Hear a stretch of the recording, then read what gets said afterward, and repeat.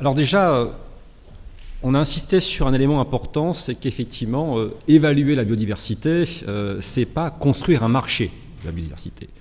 Mais je vais commencer par là parce que je dois vous montrer à rebours quelles questions ça pose justement aujourd'hui quand on parle de la biodiversité. Si vous regardez bien la vision même du marché tel que l'entend un économiste, c'est très simple. Un marché passe par des biens et qu'est-ce qu'on attend de ce marché ? De s'intéresser à une méthode, ce qu'on appelle l'allocation optimale des ressources. On s'intéresse aux ressources rares. On va voir ensemble que pour nous c'est embêtant de parler de biodiversité parce qu'on l'a vu, c'est abondant. Et même tellement abondant qu'on n'arrive pas à estimer et à avoir une information pertinente.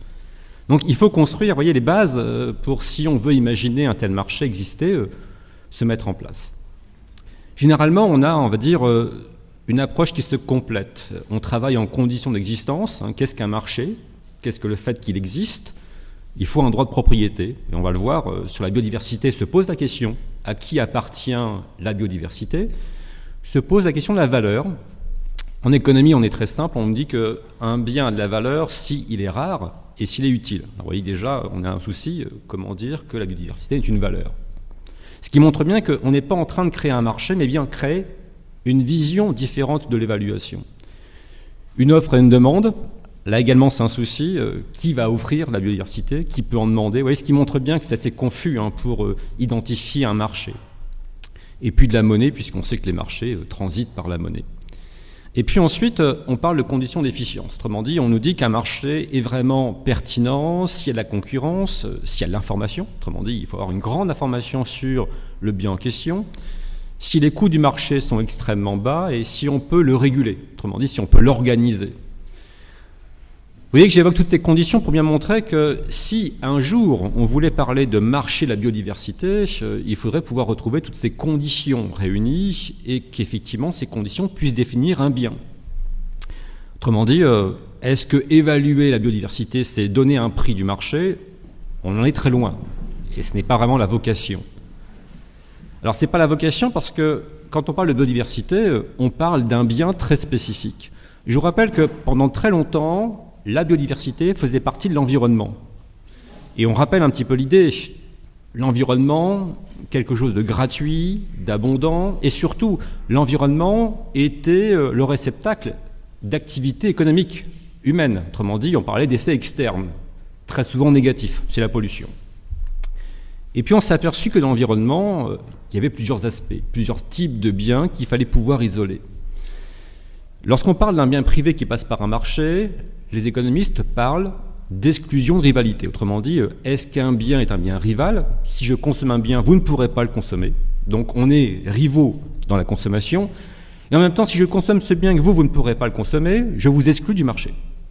Donc un marché et un bien privé, c'est de l'exclusion, c'est de la rivalité. Et on s'est aperçu qu'en plaquant cette définition à la question de l'environnement et, fortiori, de la biodiversité, la notion changeait. Pourquoi ?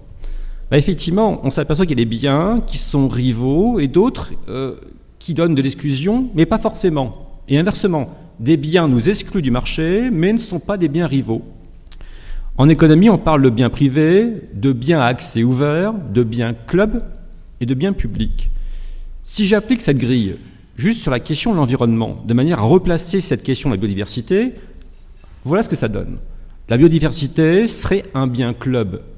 Ça signifierait, si on regarde bien, ce n'est pas le bien en soi qui est important, c'est l'information qu'on a. La biodiversité donne un ensemble, un stock de connaissances, un stock d'informations extrêmement importante. Sauf que l'information a une particularité, si je la possède, je peux vous la revendre tout en la gardant automatiquement pour moi. Ce qui signifie que je n'ai pas un transfert physique du bien en question. Vous voyez que ça signifie qu'on a ici une notion intéressante, il n'y a pas de rivalité, mais il peut y avoir exclusion parce que, bien sûr, si j'ai la connaissance, je peux déposer un brevet et vous empêcher, bien sûr, d'avoir accès à un type de biodiversité. Autrement dit, si on parle d'un marché de la biodiversité, il faut entrevoir que la biodiversité serait un bien particulier qui serait rattaché à un ensemble de connaissances que j'ai aujourd'hui sur différentes espèces. Alors bien sûr, on est très loin de la vision d'écologue qui parle d'écosystème. L'économiste serait plutôt sur l'espèce en tant que telle, le marché d'un élément de la biodiversité. Et vous voyez que si on regarde bien, tout l'environnement pourrait être cartographié par un marché. Est-ce qu'il s'agit d'un bien rival ou d'un bien dit exclusif? Et bien sûr, on peut imaginer, la pêche est un bon exemple, où là, effectivement, on se rend compte qu'il y a rivalité, mais qu'il n'y a pas exclusion. Autrement dit, on se bat tous pour pêcher en mer, sur un lac, on peut tous effectivement pêcher. Le problème qu'effectivement, c'est que la rivalité n'exclut pas un pêcheur de pouvoir pêcher sur ce lac ou cet océan. Autrement dit, on peut tous pêcher, mais il y a la rivalité. Alors pourquoi c'est important? Parce que, vous voyez qu'on évolue, marché, bien. Le troisième élément, c'est de se dire, est-ce qu'on replace la biodiversité dans le développement durable? Et là, je vous renvoie un petit peu à nos représentations de cette notion. Pourquoi? Parce que dès qu'on parle de biodiversité, ça nous amène à redéfinir certains champs. Vous avez tous en tête ces trois sphères, un peu améliorées avec la dimension spatiale, locale, globale, des trois sphères. Malheureusement, l'économiste n'est pas ici. Nous sommes dans la mondialisation avec une vision de court terme très importante, ce qui signifie qu'on n'est jamais, on va dire, dans cette évolution qu'on voudrait dire harmonieuse des trois sphères. Et comme on n'y est jamais, on a beaucoup de mal à trouver des outils qui soient pertinents à la fois pour l'approche sociale et l'approche environnementale.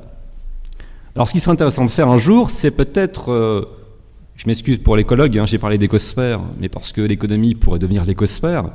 Et comme on sait que certains écologues discutent sur la notion de biosphère, écosphère, ne sont pas tous d'accord.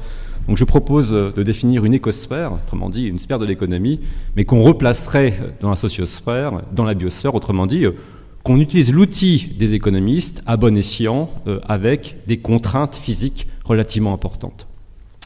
Ceci pour dire que si on dit que la biodiversité est une forme du développement durable, on doit accepter l'idée que certains outils des économistes ne correspondront pas, malheureusement, à ce qu'on attend d'eux dans la biodiversité.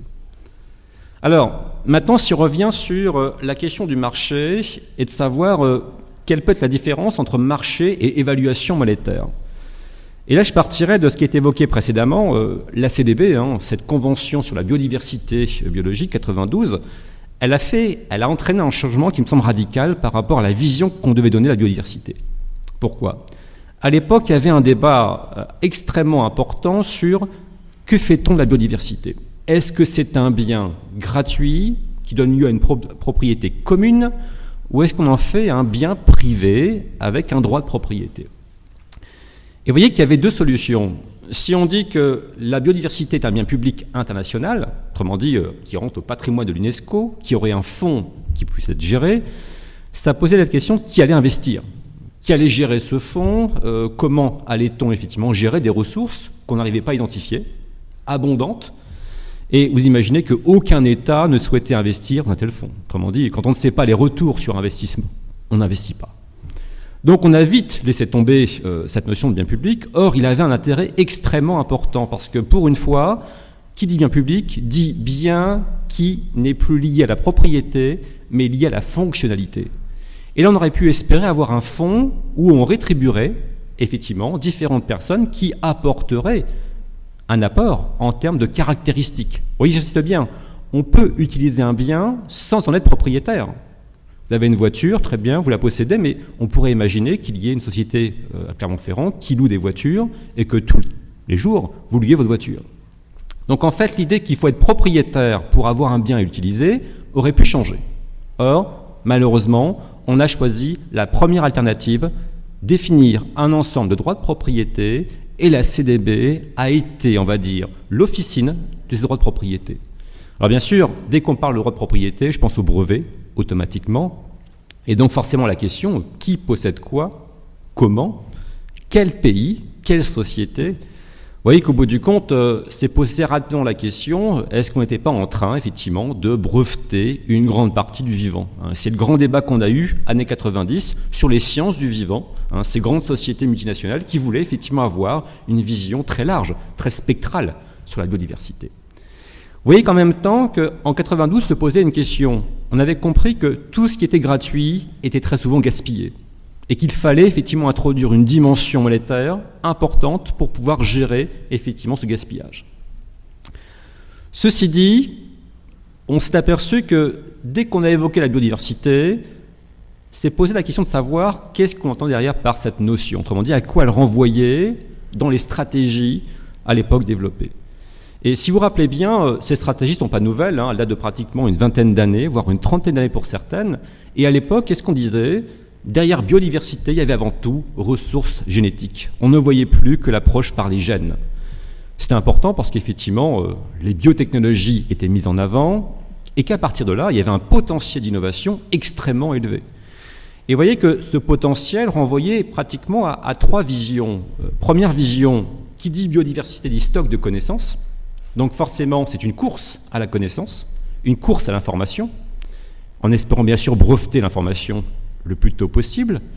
Deuxième logique, c'est l'Eldorado. On voit la biodiversité comme l'or vert, comme le pétrole noir, l'or noir. On a effectivement l'or vert, et dès le départ, on parle de bioprospection. Toutes les firmes se lancent effectivement dans des partenariats, dans des échantillons pour comprendre un petit peu ce que pourrait apporter la biodiversité, et on imagine bien sûr des marchés mirobolants, surtout pharmaceutiques, ou voire également économiquement viables. Mais vous voyez qu'il y avait une troisième dimension qui paraissait importante, c'était de noter que si on commençait à accepter l'idée qu'il y ait des ressources, qu'on puisse plus ou moins les breveter, c'est vite poser la question de savoir est-ce qu'on ne pourrait pas inverser la vision du commerce mondial. Très souvent, on nous dit que les firmes du Nord viennent effectivement piller les pays du Sud en les exploitant. Est-ce qu'on ne pouvait pas avoir des ressources brevetables qui seraient bien sûr propriétaires les pays du Sud, et donc on pourrait avoir des stratégies durables pour ces pays du Sud. Donc on a imaginé que, effectivement, par la biodiversité, par les droits de propriété, on pourrait leur redonner un pouvoir dans ce commerce mondial. À l'époque, on disait un nouvel ordre économique. Est-ce qu'on ne pourrait pas redonner aux pays du Sud un pouvoir plus important dans la gestion de la biodiversité? Et on imaginait un commerce des gènes, des capitaux, qui transiteraient d'un pays à l'autre pour exploiter une forme de biodiversité. Et vous voyez qu'au final, on espérait de ce modèle, en passant par ces droits de propriété, un rééquilibrage des forces nord-sud.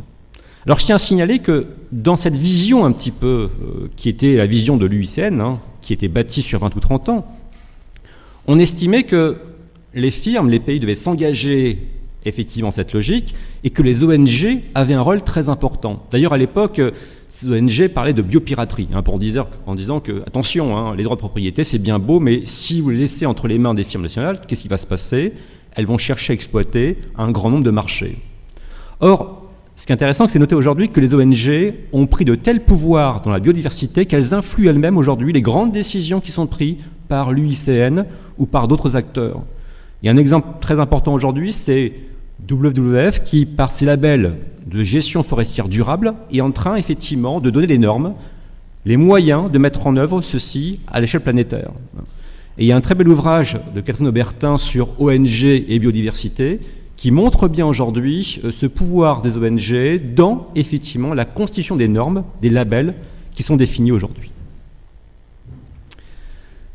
Je rappelle quand même une chose, pour bien avoir à l'esprit pourquoi cette convention a vraiment introduit le marché. Elle avait au départ 3 objectifs qui étaient très bien précisés. Le premier, trouver des mesures incitatives pour la conservation de la biodiversité. On voulait effectivement amener les pays, les firmes, à s'engager mutuellement pour protéger cette biodiversité. Deuxième élément, c'était construire une logique durable. On savait que la biodiversité est un élément important du développement durable et on voulait effectivement qu'on puisse participer à cette gestion durable d'une entité qu'il fallait définir. Et puis, troisième élément, c'est de trouver un outil, un instrument qui soit à la fois équitable, juste, et on revient en relation nord-sud sur un bien comme la biodiversité. Vous voyez à côté, et c'est ça qui est important, c'est que cette CDB a défini des droits. Et on a assisté à l'apparition de 3 types de droits assez précis. Premier élément, souveraineté nationale, ce qui signifie que chaque État juridiquement fixe les outils qu'elle souhaite mettre en place pour effectivement légiférer sur la biodiversité. Alors, il y a des pays, je pense en Amérique du Sud, qui ont carrément nationalisé une grande partie des productions de ressources naturelles pour effectivement légiférer au maximum. Également définition d'un droit de propriété intellectuelle. C'est là qu'on a commencé effectivement à savoir que le vivant serait breveté et forcément brevetable. Vous voyez, ce qui montre bien que des fois, vouloir mettre en place un outil pour protéger la biodiversité a en fait laissé ouverte la porte à un grand nombre d'acteurs qui sont engouffrés dans cette logique. Et bien sûr, propriété privée a débouché automatiquement sur la question du brevet en sciences du vivant. Et après, bien sûr, troisième élément qui paraissait très intéressant à l'époque, c'était de dire, est-ce qu'on ne pourrait pas concevoir un droit qui serait un savoir écologique traditionnel? Autrement dit, il y a dans les pays d'Amérique du Sud, d'Afrique, un savoir ancestral, coutumier, qu'il faut valoriser, et on estimait qu'avoir des droits là-dessus pouvait leur permettre effectivement d'acquérir une richesse, la biodiversité, et bien sûr d'avoir un pouvoir à gérer à ce niveau. Vous voyez que ce qui montre bien qu'on est quand même dans la phase où le marché se construit. Donc il y a un droit de propriété. Maintenant on se pose la question, est-ce qu'on peut valoriser la biodiversité? Je vous avais dit, les économistes sont très succincts. Pour donner une valeur à un bien, il faut qu'il soit utile et qu'il soit rare. Donc imaginez, avec la biodiversité, c'était abondant, aucun intérêt. Et c'est vrai que les économistes n'ont jamais eu d'intérêt pour, on va dire, la biodiversité, comme pour l'environnement, tant qu'il restait abondant. Quand il devient rare, forcément, c'est plus intéressant pour les économistes parce qu'on peut donner une valeur. Cependant, c'est rapidement posé la question pour la biodiversité de quel type de valeur on définissait. Autrement dit, pourquoi fallait définir une valeur, pour qui, et surtout, quand. Parce qu'on le voit bien, si on traduit une valeur d'aujourd'hui pour la biodiversité, quelle sera sa valeur de demain? On ne sait pas. Comment faire une telle estimation? Alors si, techniquement, on pourrait le faire. Je pourrais vous montrer que les économistes ont des techniques pour le faire. Mais ça pose des questions sur la vision qu'on a de la biodiversité aujourd'hui et demain. Et si j'ai bien compris, on n'est pas capable aujourd'hui de définir l'ensemble de la biodiversité. Donc comment effectivement donner une valeur future lorsqu'on n'a pas de valeur présente aujourd'hui? Vous voyez que ces études ont été faites par beaucoup d'écologues, quelques économistes. Ça fait maintenant, on va dire, plus d'une vingtaine, voire une quarantaine d'années pour certains, que s'est posée la question de l'évaluation. Et qu'il y a eu deux branches qui se sont un petit peu éclatées, qu'on tente de réunir aujourd'hui. Une première branche qui est celle des économistes dits utilitaristes. Autrement dit, l'utilité est le fondement même de la valeur. Et que fait-on? On recherche ce qu'on appelle les valeurs d'usage. À quoi peut servir la biodiversité? À quoi sert forcément un bien? Pour ça, c'est très simple, on regarde l'usage direct. À quoi sert un service de biodiversité? Vous consommez des biens issus de la biodiversité. Vous produisez des biens également issus de la biodiversité. Vous allez à un parc naturel, vous consommez également la biodiversité. Autrement dit, l'acte de production et de consommation font partie de l'usage direct. Et puis après, on s'est aperçu que, alors on va dire que l'usage direct, pour les économistes, c'est pratiquement 90% des biens. Donc il y avait 10% qui restaient, c'était le non-usage, ou l'usage indirect, on va dire plutôt, parce qu'il y a intermédiaire. Et là, on s'est aperçu qu'on était embêté parce que, pour la biodiversité, il fallait accepter l'idée de services. Quels étaient les services qu'apportait la biodiversité? Autrement dit, ce qu'a évoqué mon collègue, les services écosystémiques, le drainage des sols, par exemple, est important, mais également, on a plein d'effets biochimiques qui jouent également, dont on a besoin. Également les déchets, ce recyclage en circuit fermé. Et là, on s'est aperçu qu'il y avait une difficulté pour, même dans l'usage indirect, donner une valeur au bien. Donc il fallait être capable de pouvoir évoluer par rapport à cette logique. Et puis, troisième élément, on s'est aperçu qu'il y avait certains biens qui, dans le présent, n'avaient pas forcément une valeur, mais qui, pour dans le futur, auraient pu avoir une valeur importante. Voire certains biens pour lesquels on n'avait pas assez d'informations pour définir une réelle valeur. Là, c'est ce qu'on appelle l'option, la quasi-option. Pour prendre un petit exemple, on est en 62 à l'époque, Milton Friedman, qui était un économiste très réputé, fait une étude économique sur le National Sequoia Park, autrement dit le parc du Séquoia aux USA, et il note que l'analyse coût-bénéfice montre que le parc est déficitaire, il faut le fermer. Donc manque de touristes, manque de personnes, il n'est pas rentable, donc il faut arrêter la mise en place d'un tel parc. Et en 63-64, vous avez un écologue, un économiste qui va répondre, qui lui dit « Attention, vous ne prenez pas en compte les bénéfices futurs. Peut-être que dans 20-30 ans, les gens seront contents de venir au parc du Séquoia et de voir ces grands arbres et de voir qu'effectivement, on a gardé un patrimoine important. » Et on s'est aperçu effectivement qu'il y avait des biens en question dont la valeur était inestimable, mais qu'on ne pouvait pas évaluer par manque de recul par rapport effectivement au futur. Donc il a fallu définir ce qu'on appelle de l'option, voire de la quasi-option. Vous voyez ici, l'OGM pourrait rentrer dans cette configuration.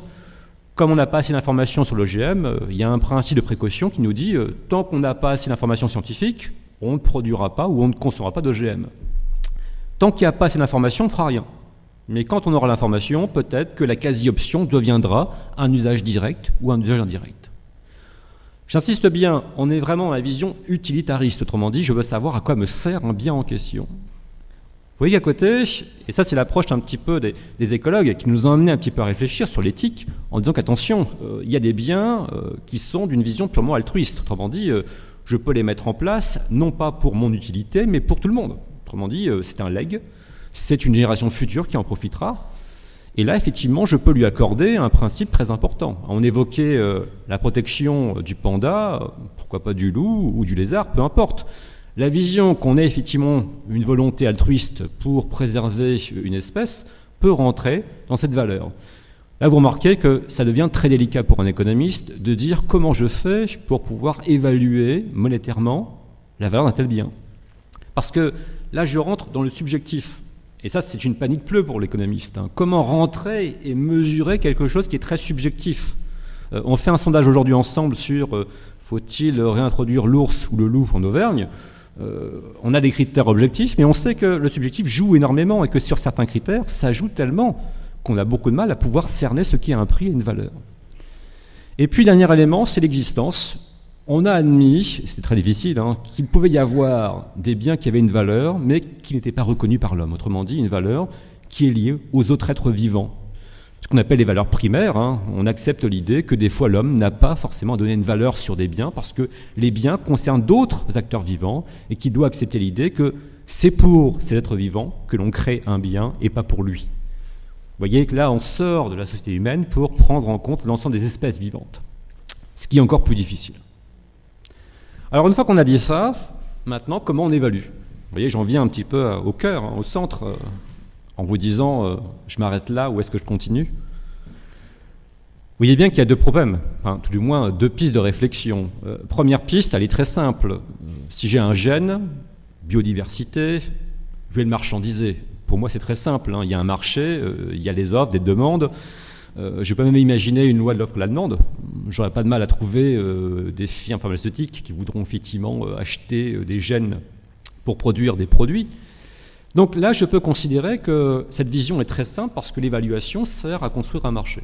Et vous voyez que le marché, finalement, a une vision très délimitée puisque grâce au marché, on peut faire une analyse coût-bénéfice. Ça sert à ça, c'est de savoir combien me coûte la prospection, la bioprospection, combien me rapportera le médicament. Et puis à côté, il y a ce qui se passe dans le non-marchand. Autrement dit, j'ai voulu vous montrer que le marché pouvait avoir une existence, mais qu'est-ce qu'on fait sur du non-marché ? Et là, je dirais qu'il y a deux possibilités. On va dire trois outils, mais quand même deux possibilités. La première solution, c'est de se dire, je vais prendre des marchés réels qui existent, et je vais faire de la substitution. Autrement dit, je vais m'appuyer sur un marché réel et montrer qu'à travers ce marché, je peux évaluer certains services, certaines espèces, certains biens. Vous voyez, c'est mon exemple de gauche, observation des fonctions de production. L'exemple que je vais prendre, bien sûr, c'est dans l'agriculture, avec des rendements de productivité. Et là, effectivement, ce que je veux savoir, c'est est-ce que la biodiversité va participer à l'amélioration, effectivement, des rendements. Et là, je vais pouvoir donner une valeur, effectivement, à pourquoi pas la biodiversité. Alors un exemple, pour bien montrer à quoi ça pourrait faire référence, a été fait effectivement en Amérique du Sud, une étude sur la relation entre la pollinisation des abeilles et la valeur qu'elles apportaient au rendement sur le café. On a vu apparaître que la valeur de la pollinisation de l'abeille sur des producteurs de café, c'était pratiquement $360 par hectare. Et qu'en termes de rendement, c'était 20% de rendement en plus pour un producteur de café directement lié à cette pollinisation.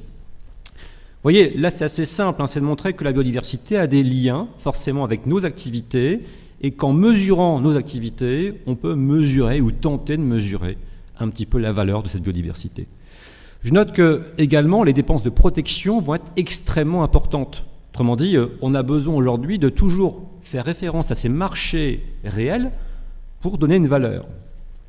Je prends un exemple également sur la valeur de la protection sur les bassins hydrographiques, et je pense bien sûr ici aux écosystèmes de mangroves qui ont été calculés.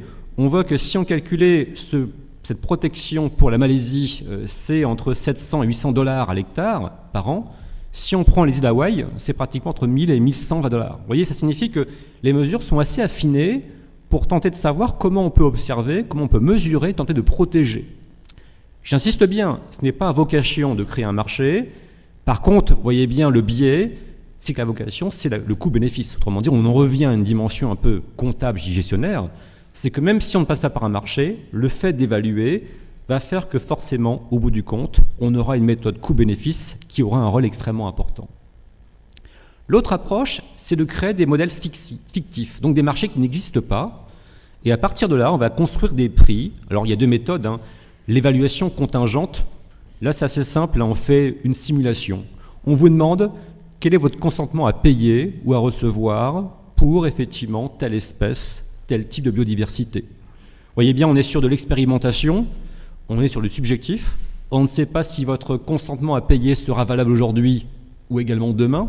Si je vous dis aujourd'hui, on va créer dans le parc des volcans, un micro-parc avec effectivement l'introduction du loup, est-ce que vous êtes prêt à payer pour effectivement donner de l'argent pour construire ce parc? On sait aujourd'hui combien vous serez prêt à payer, mais est-ce que dans 2 ans, 3 ans, cette somme aura bougé? De quelle manière? Il suffirait qu'un loup tue une personne quelque part, peut-être que ça changerait le consentement à payer. Vous voyez, ça montre bien que là, on est sur une vision un peu subjective, mais qui montre en même temps comment la valeur peut évoluer. Alors, il y a juste une limite à ça, c'est que on peut avoir une tendance, c'est également à faire l'inverse, à vous demander un consentement à recevoir. Autrement dire, dans votre fonction de bien-être, il y a l'environnement. Si je ne suis pas capable de vous apporter l'environnement, je peux vous dire, écoutez, vous n'aurez pas l'environnement, mais combien êtes-vous prêt à recevoir pour ne pas l'avoir ? Vous voyez que si je pousse mon raisonnement à l'extrême, ça devient gênant, parce qu'effectivement, on peut l'utiliser pour du non-environnement. Je ne peux pas vous offrir ce que vous souhaitez. Qu'êtes-vous prêt à avoir en échange pour accepter de ne pas avoir ce bien-être ? Je ne suis plus dans la biodiversité, mais dans la non-biodiversité. Donc ça montre bien que l'évaluation contingente pose des soucis dans son utilisation. Enfin, il y a une autre méthode, c'est les prix hédoniques. Là, ça signifie qu'en fait, dans la biodiversité, vous cherchez à définir un ensemble de caractéristiques. Et dans ces caractéristiques, vous donnez une valeur, mais non pas de celle de la biodiversité, mais celle du marché qui lui sert de référent. Je prends un exemple qui est basique, mais vous avez tous vécu ça. Vous louez un appartement avec une très belle vue qui est vantée, et puis vous arrivez, malheureusement, vous n'avez pas la vue sur le lac, vous avez la vue sur le parking. Et vous notez qu'effectivement, la chambre sur le lac coûte beaucoup plus cher. Certains économistes aujourd'hui utilisent cette vision un peu, pas forcément idyllique pour ceux qui sont sur le parking bien sûr, mais utilisent cette vision pour avoir effectivement une valeur du lac. Autrement dit, combien et quelle valeur donne-t-on au lac ? Le lac aurait un service, celui de la vue, et effectivement une chambre donnant vue sur le lac pourrait avoir un service qu'on pourrait évaluer. Et donc dans les services que donne un lac, il y aurait une valeur donnée effectivement par rapport à un marché parallèle. Vous voyez bien que ce que je vous montrer ici, c'est que ces méthodes, qu'elles soient discutables ou non, le problème, c'est qu'elles posent tous la question de l'approche bénéfice-coût. Autrement dit, elles reviennent tous à vouloir évaluer la biodiversité pour en faire une logique. Combien ça coûterait aujourd'hui ? Quel bénéfice peut-on en attendre ? Et si on fait ça pour un économiste, la porte est ouverte parce que qu'est-ce qu'il va faire ? Il va gérer les risques, l'incertitude par des probabilités, par de l'actualisation. Autrement dit, il a une méthode toute trouvée pour pouvoir appliquer ces outils à la biodiversité. Ce qui montrerait que c'est bien d'évaluer, mais après, il faut savoir ce qu'on fait de l'évaluation. Et aujourd'hui, malheureusement, ça ne rentre que dans les matrices coût-bénéfice. Et ça pose un souci. Alors, il y a eu une tentative. En 1997, l'approche est assez connue, c'est Costanza qui se dit on pourrait évaluer les valeurs, non pas d'une espèce biologique, non pas d'une biodiversité, mais des écosystèmes. Autrement dit, est-ce qu'on peut définir une valeur globale des services rendus par les écosystèmes ? Et vous voyez que là, disons qu'il y a une vision intéressante, c'est qu'elle est complexe, cette vision. Autrement dit, 17 services rendus par la biodiversité, 16 écosystèmes. La ville constitue un écosystème. Par exemple, sur Londres, on étudie les bienfaits de la biodiversité. Et puis, que dit Costanza à son équipe ? Finalement, on ne peut pas définir un prix. Pourquoi ? Parce que la valeur est illimitée et en même temps, sans biodiversité, il n'y a pas de vie, donc pas de valeur. Donc on arrive à une contrainte forte, pas de prix, qu'est-ce qu'on fait ? On va tenter d'estimer le bien-être apporté par la biodiversité. Et vous voyez que là, que fait-on ? On applique la méthode, toute simple, du consentement à payer. Combien êtes-vous prêt à payer, effectivement, pour que cette biodiversité devienne un paramètre du bien-être ? Et que va-t-on faire ? On va convertir ce consentement à payer, puisqu'il est en dollars, on le rapporte à l'hectare, autrement dit la surface qu'on cherche à protéger, ou au moins à sécuriser. On la rapporte par rapport à une somme par an, et puis pour faire un ordre de comparaison, on va le convertir en ce qu'on appelle parité de pouvoir d'achat, autrement dit, on prend le PIB d'un pays, sa richesse nationale, on la rapporte au nombre d'habitants, et on voit où se situe effectivement cette valeur par rapport à la richesse du pays conséquent.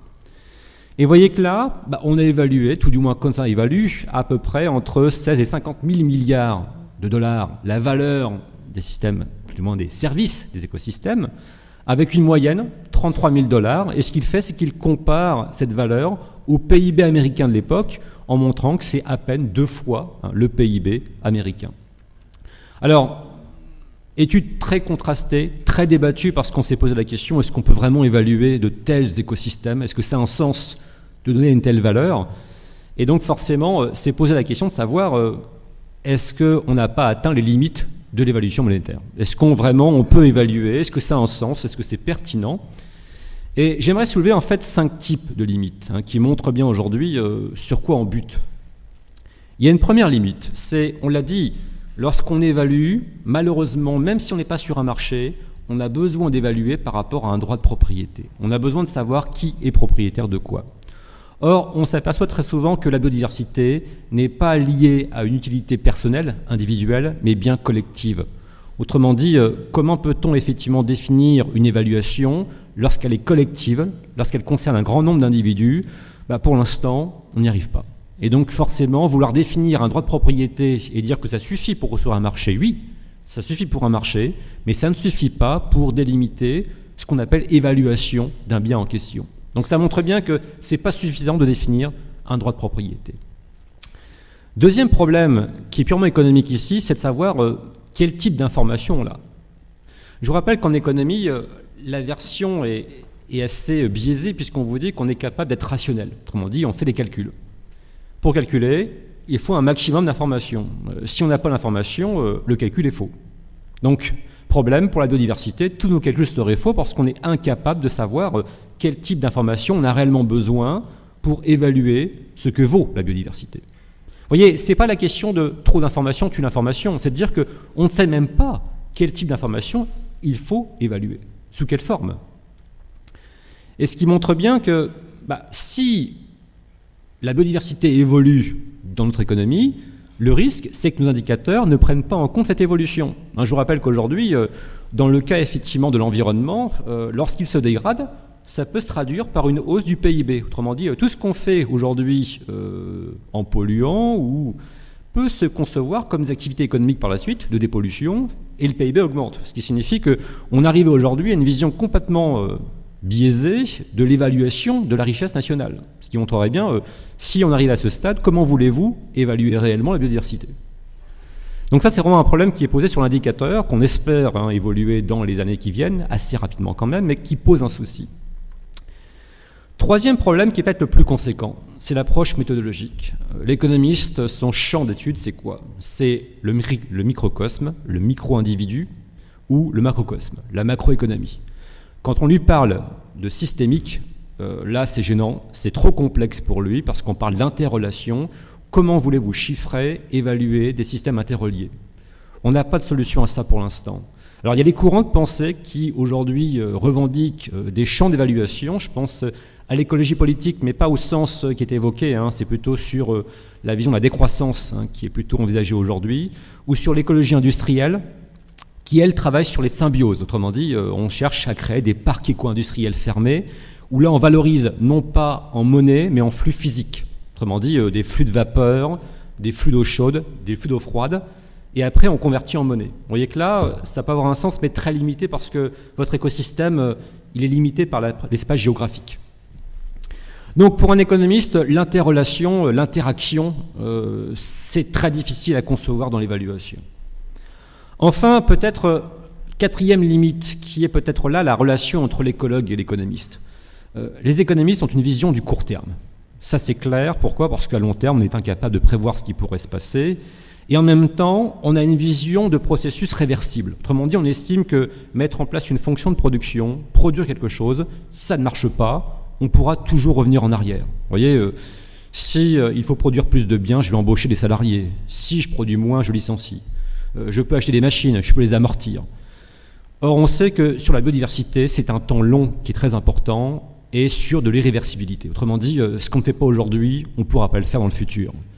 Ce qui signifie que là, on rentre bien sûr sur une opposition de deux styles. La vision de l'économiste qui a un outil de court terme, outil qui peut à chaque fois modifier sans trop de problèmes. Il cherche l'équilibre tant qu'il peut. Et puis la vision même des écosystèmes qui montrerait bien que les temps sont très longs, très irréversibles, et qu'à partir de là, effectivement, on ne peut pas faire ce que l'on veut, et on doit surtout être capable d'anticiper ce qui pourrait se passer dans le futur. Donc ça montre bien que cette limite-là, elle pose bien une limite entre l'écologie et l'économie. Et tant qu'il n'y aura pas, effectivement, ce rapprochement, tant qu'il n'y aura pas un changement dans cette vision des choses, il n'y aura pas de changement par rapport à l'évaluation. Enfin, j'évoquerai une dernière limite, qui est pour moi une limite culturelle. N'oubliez pas que nous avons une manière d'évaluer qui est purement monétaire. Autrement dit, on transcrit ceci en monnaie par rapport à une fonction d'utilité ou une vision altruiste. Or, on sait très bien que beaucoup de sociétés n'ont pas cette relation au marché, ni à cette monnaie. Ce qui signifie comment fait-on pour effectivement une biodiversité qui se situe dans des contrées où le marché, l'évaluation monétaire n'est pas présente. On l'a dit, une grande partie de la biodiversité qui disparaît, on la retrouve aujourd'hui dans beaucoup de pays qui ne sont pas forcément industrialisés. Et donc, dans ces pays-là, tout n'est pas marchandisé, tout n'est pas évalué sous forme d'un euro ou d'un dollar. Comment fait-on lorsque ces pays ont une vision très coutumière, très traditionnelle, qui ne repose pas sur une évaluation passant par la monnaie? Vous voyez que là, que la CDB devait répondre à la question en donnant à ces pays un pouvoir dans les flux de commerce. Or, aujourd'hui, on n'a pas de solution, puisqu'effectivement, le problème qui est posé, c'est de savoir comment on intègre cette vision même du savoir traditionnel, du savoir ancestral, dans l'évaluation d'une biodiversité. Donc, vous voyez, ça montre bien que ces limites posent certaines questions et que forcément, elles nous amènent effectivement à réfléchir sur la dimension importante de l'évaluation. Je finirai sur une dernière chose. J'ai parlé de marché en vous disant que l'évaluation, ce n'est pas un marché. Mais j'aimerais vous démontrer que malheureusement, la CDB a été le point d'orgue, le point de démarrage du marché, que malheureusement, ce qu'on attendait de la CDB a entraîné une vision très pessimiste sur la notion de marché pour la biodiversité. En 92-93, qu'est-ce qu'on voulait? On voulait à l'époque protéger les pays du Sud, on l'a dit, mettre en place un système plus équitable, plus judicieux, pour pouvoir effectivement mettre en place cette biodiversité. Et puis finalement, qu'est-ce qui s'est passé? On s'est aperçu que la transparence souhaitée, les marchés tels qu'on les voulait, ne sont jamais arrivés. Autrement dit, ce qui s'est passé, c'est qu'on a vu apparaître des manières d'échanger qui ne correspondaient pas au marché en tant que tel. Premier exemple, les contrats étaient très limités, très opaques. Un exemple typique, des firmes pharmaceutiques signent des contrats exclusifs avec des pays. On ne savait pas les conditions, l'argent derrière. Autrement dit, on n'arrivait pas à savoir qu'est-ce qui était acheté, qu'est-ce qui était vendu. Autrement dit, on a fait du marché un mécanisme pour, bien sûr, accroître ses ressources génétiques dans quelques pays, et ces contrats opaques n'ont pas servi à la transparence. Deuxième élément, on s'est aperçu effectivement qu'il n'y a pas eu d'offre ni de demande. La demande venait des firmes pharmaceutiques. Autrement dit, c'est tous les pays industrialisés qui ont envoyé leurs firmes à l'étranger, qui ont cherché les produits, les gènes intéressants, et qui ont cherché à créer des filières d'approvisionnement. Autrement dit, à l'époque, effectivement, de grandes sociétés, sciences du vivant, ont cherché, effectivement, à tisser ces filières pour avoir un accès privilégié aux ressources biologiques. Et donc, il n'y a pas eu de marché comme on l'entendait, puisqu'il n'y avait pas d'offre, tout venait de la demande. Troisième limite, on espérait que les firmes faisant la bioprospection seraient capables, effectivement, d'avoir des consentements à payer relativement élevés. Vous imaginez l'idée? On espérait qu'en payant, ce qui était normal, les ressources utilisées, on pouvait rétribuer normalement des producteurs des pays du Sud. Or, ce qui s'est passé, c'est que les consentements à payer ont été très faibles. Les firmes n'ont jamais voulu dire ce qu'elles étaient prêtes à offrir pour les ressources, bien sûr, de la biodiversité. On ne donne pas l'information puisqu'on ne veut pas, bien sûr, vanter le potentiel possible derrière. Donc, on n'a pas eu une transparence, mais au contraire, des consentements à payer extrêmement bas et forcément pas de conception transparente des échanges. Quatrième, les économistes pensaient que grâce au marché, on aurait un marché avec un prix unique, homogène, transparent. Or, qu'est-ce qui s'est passé? Chacun a fait ce qu'il voulait sur ce marché. Certains États ont tout monopolisé, ont créé une structure juridique où ils se sont appropriés pratiquement tout. Certaines firmes ont créé des filières comme elles le pouvaient. Autrement dit, on a eu pratiquement tout et n'importe quoi qui était mis en place pour exploiter cette biodiversité. Et pas de transparence telle qu'on l'attendait. Autrement dit, même un marché transparent n'existait pas dans cette configuration.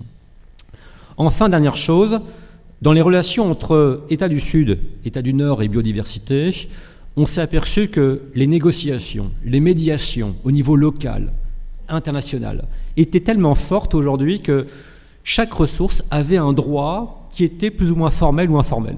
Autrement dit, pour savoir qui exploitait quelle ressource, quelle biodiversité, il fallait vraiment rentrer dans les contrats, rentrer dans la nébuleuse d'accords qui existait entre différents pays du Nord, du Sud et différentes firmes industrielles. Ce qui montre bien que, encore une fois, l'évaluation n'est pas simple. Dans le cas d'un marché, elle renvoie à des notions très particulières. Et là où je voudrais insister, c'est qu'en mettant en place une convention pour la biodiversité, on est sorti des premiers objectifs fixés au préalable. Autrement dit, on a ouvert la porte à une vision marchandisable de la biodiversité. Or, aujourd'hui, il semblerait qu'on veuille revenir à un champ beaucoup plus fermé, qui ne serait plus du marché, mais qui serait bien de l'évaluation. Voilà, merci.